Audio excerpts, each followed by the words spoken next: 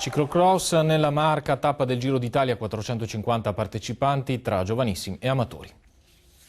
È una gara importante, una gara storica che mi piacerebbe molto vincere.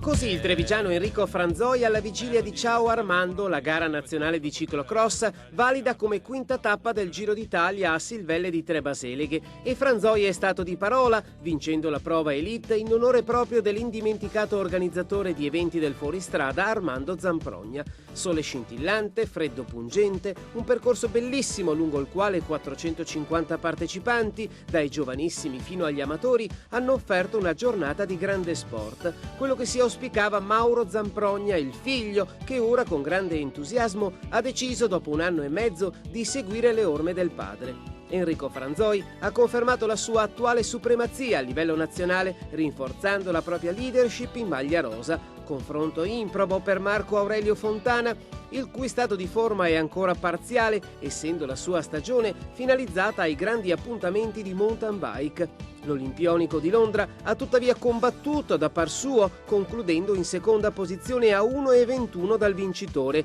Marco Ponta ha completato il podio.